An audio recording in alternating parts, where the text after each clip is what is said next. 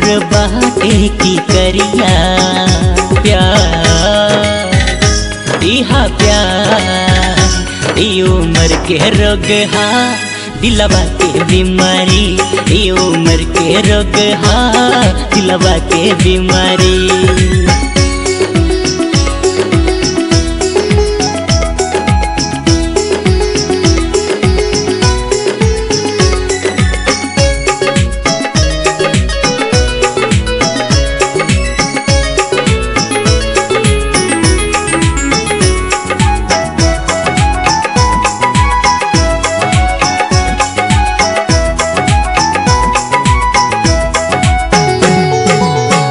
जान मेहमान बन जाला हो दिल के भीतर के हुसन जाला हो।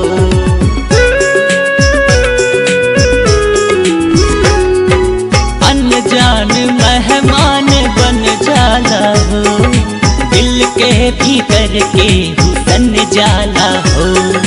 ममता के घर से स्नेह कैसे निकाली न यारी दिल बर से दिलदारी प्यार इहा प्यार ई उम्र के रोग हा दिलवा के बीमारी ई उम्र के रोग हा दिलवा के बीमारी।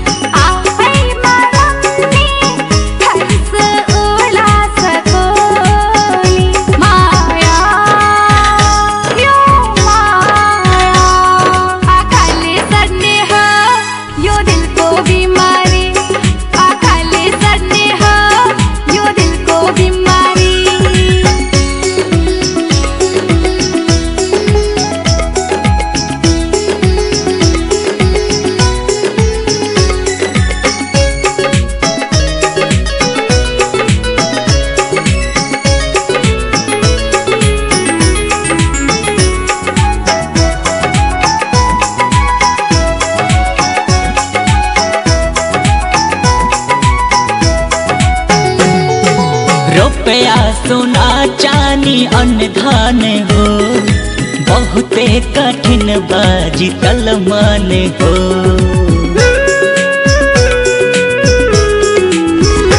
हाँ रुपया सोना चानी अनधान हो बहुते कठिन बाजी तलमान हो।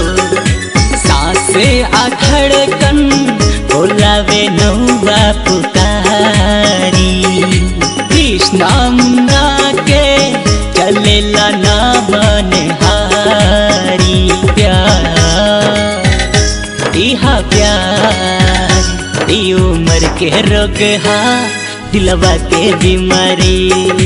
खाले सरने हो यो दिल को बीमारी दिलवा के बीमारी यो